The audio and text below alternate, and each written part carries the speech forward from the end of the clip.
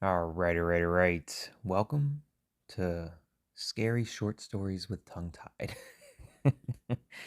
Tis the season for spooky stories and Halloween, so I figured why not share with you guys some horror short stories. And while I was going through the library of classic horror short stories, I came across an iconic classic short story called The Telltale Heart, written by the famous and very talented, and yet maybe a little crazy, Edgar Allen Poe. Now, if there's other short stories that you guys would like me to read, feel free to let me know in the comments down below. If you want me to read more short stories, or maybe scary short stories, or other short stories, adventure, drama, you just let me know. Let me know in the comments. And if you're enjoying these short stories, if you're enjoying hearing me read these stories to you, make sure you hit that like button if you haven't already subscribed to the channel and join the Tethered. Let's go ahead and begin with The Telltale Heart.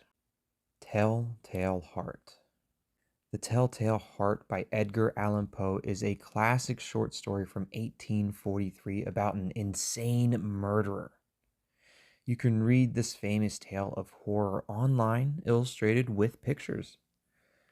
An evil young man murders a rich old man in the middle of the night.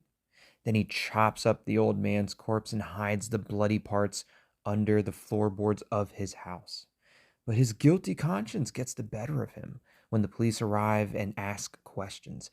He starts to hear the hideous beating of the old man's heart coming from beneath the floor, and it slowly drives him insane. True, nervous, very, very dreadfully nervous I had been and am. But why will you say that I am mad? The disease had sharpened my senses, not destroyed, not dulled them. Above all was the sense of hearing acute. I heard all things in the heaven and in the earth. I heard many things in hell. How then am I mad? Hearken and observe how healthily, how calmly I can tell you the whole story. It is impossible to say how first the idea entered my brain, but once conceived, it haunted me day and night. Object there was none, passion there was none. I loved the old man. He had never wronged me. He had never given me insult. For his gold I had no desire. I think it was his eye. Yes, it was this. One of his eyes resembled that of a vulture, a pale blue eye with a film over it. Whenever it fell upon me, my blood ran cold, and so by degrees, very gradually, I made up my mind to take the life of the old man, and thus rid myself of the eye forever. Now, this is the point. You fancy me mad. Madmen know nothing. But you should have seen me. You should have seen how wisely I proceeded, with caution. With what caution? With what foresight? With what dissimulation? I went to work. I was never kinder to the old man than during the whole week before I killed him. And every night about midnight, I turned the latch of his door and opened it oh so gently. And then, when I had made an opening sufficient for my head, I put in a dark lantern, all closed so that no light shone out, and then I thrust my head in. Oh, you have laughed to see how cunningly I thrust it in. I moved it slowly, very, very slowly, so that I might not disturb the old man's sleep. It took me an hour to place my whole head within the opening, so far that I could see him as he lay upon his bed. Ha! Would a madman have been so wise at this? And then, when my head was well in the room, I undid the lantern cautiously. Oh, so cautiously. Cautiously, for the hinges creaked. I undid it just so much that a single thin ray fell upon the vulture eye. And this I did for 7 long nights, every night just at midnight. But I found the eye always closed, and so it was impossible to do the work, for it was not the old man who vexed me, but his evil eye. And every morning, when the day broke, I went boldly into the chamber and spoke courageously to him, calling him by name in a hearty tone, and inquiring how he had passed the night. So you see, he would have been a very profound old man, indeed, to suspect that every night, just at 12, I looked in upon him while he slept. Upon the 8th night, I was more than usually cautious in opening the door. A watch's minute hand moves more quickly than did mine. Never before that night had I felt the extent of my own powers, of my own sagacity. I could scarcely contain my feelings of triumph. To think that there I was opening the door little by little, and he not even dream of my secret deeds or thoughts. I fairly chuckled at the idea, and perhaps he heard me, for he moved on the bed suddenly as if startled. Now you may think that I drew back, but no. His room was as black as pitch with the thick darkness, for the shutters were close fastened through fear of robbers, and so I knew that he could not see the opening of the door, and I kept pushing it on steadily. I had my head in and was about to open the lantern when my thumb slipped upon the tin fastening, and the old man sprang up in bed, crying out, "Who's there?" I kept quiet still and said nothing. For a whole hour I did not move a muscle, and in the meantime I did not hear him lie down. He was still sitting up in bed, listening, just as I have done night after night, hearkening to the death watches in the wall. Presently I had a slight groan, and I knew it was the groan of mortal terror. It was not a groan of pain or of grief. Oh, no. It was the low, stifled sound that arises from the bottom of the soul when overcharged with awe. I knew the sound well. Many a night, just at midnight, when all the world slept, it has welled up from my own bosom, deepening with its dreadful echo the terrors that distracted me. I say I knew it well. I knew what the old man felt, and I pitied him, although I chuckled at heart. I knew that he had been lying awake ever since the first slight noise when he had turned in the bed. His fears had been ever since growing upon him. He had been trying to fancy them causeless, but could not. He had been saying to himself, "It is nothing but the wind in the chimney.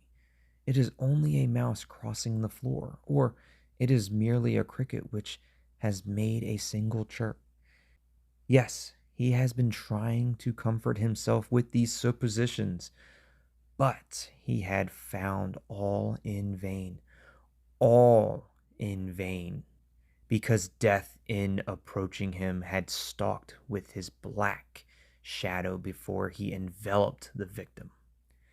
And it was the mournful influence of the unperceived shadow that caused him to feel, although he neither saw nor heard, to feel the presence of my head within the room.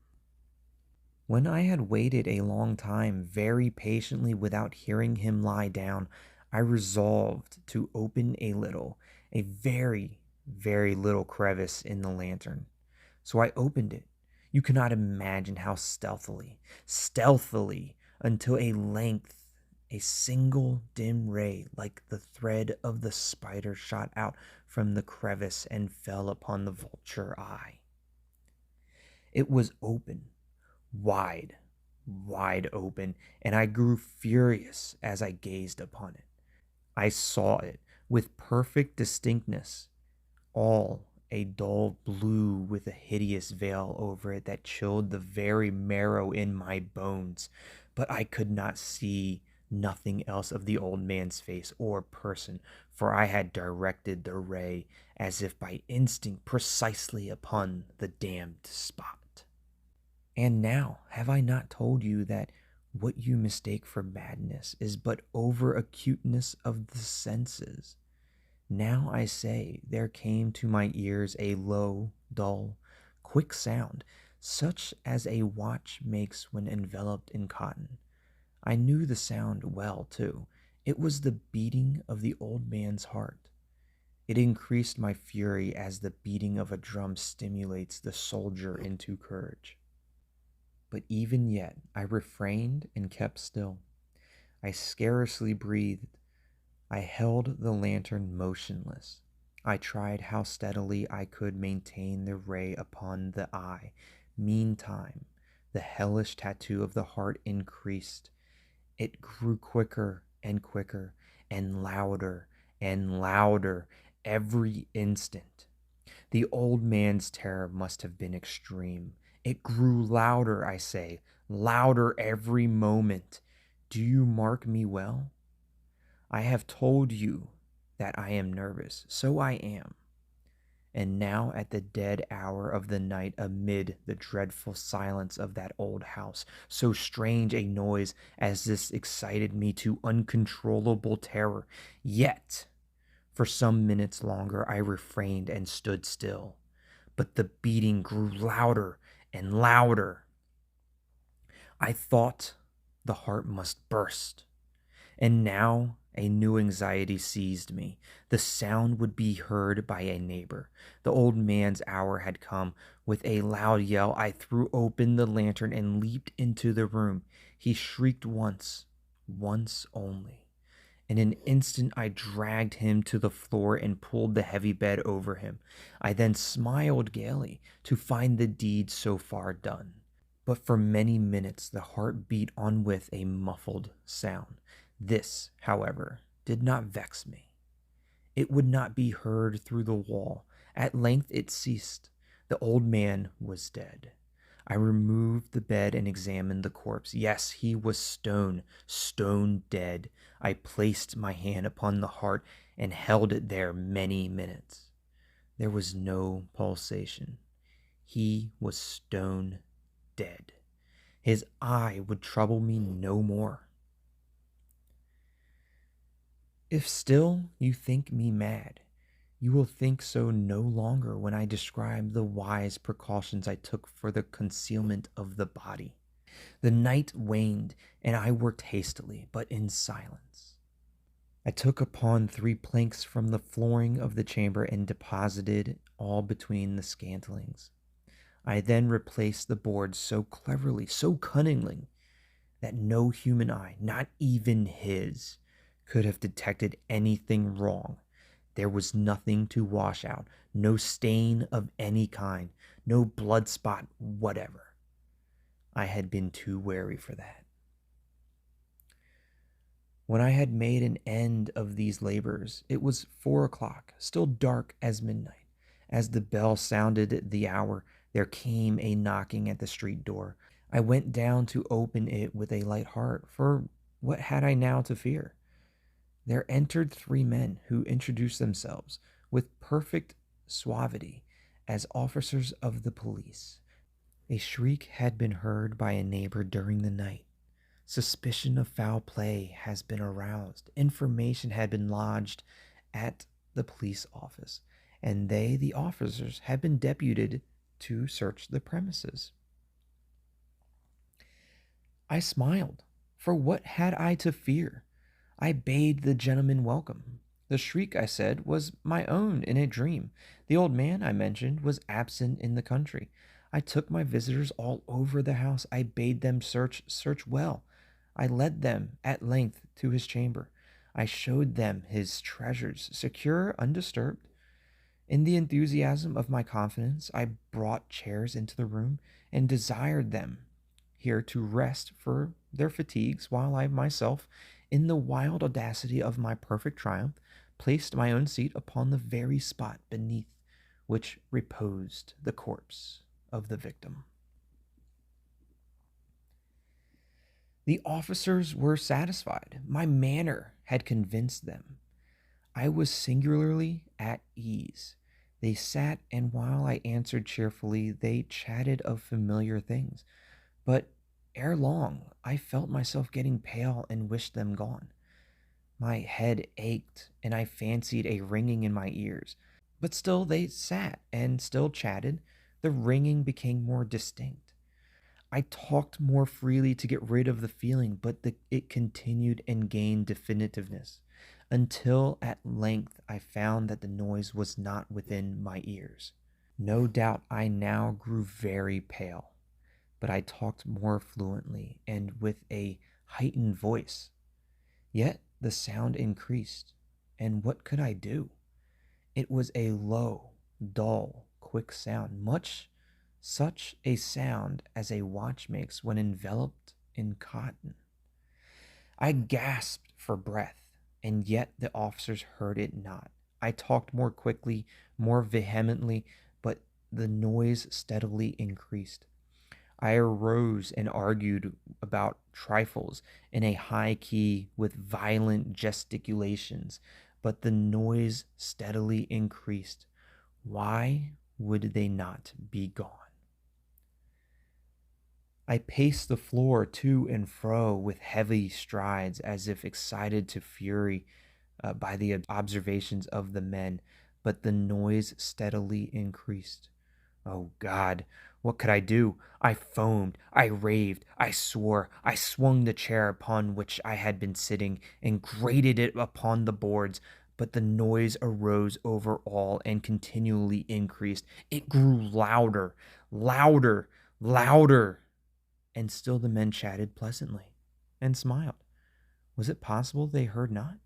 Almighty God, no, no, they heard, they suspected, they knew. They were making a mockery of my horror. This I thought, and this I think. But anything was better than this agony. Anything was more tolerable than this derision. I could bear those hypocritical smiles no longer. I felt that I must scream or die. And now again, hark, louder, louder, louder, louder. Villains, I shrieked. Dissemble no more. I admit the deed. Tear up the planks. Here, here. It is the beating of his hideous heart. The end. I hope you guys enjoyed The Telltale Heart, written by Edgar Allan Poe. And if you want me to continue reading some of these short stories, whether they're horror, adventure, drama, love, comedy, if you want to hear more, be sure to hit that like button, leave me a comment. Most importantly, share this video with your friends and family, or whoever you think might enjoy it. If you haven't already, subscribe to the channel and join the Tethered for more. As always, thanks for listening, and we'll see you next time. Good night.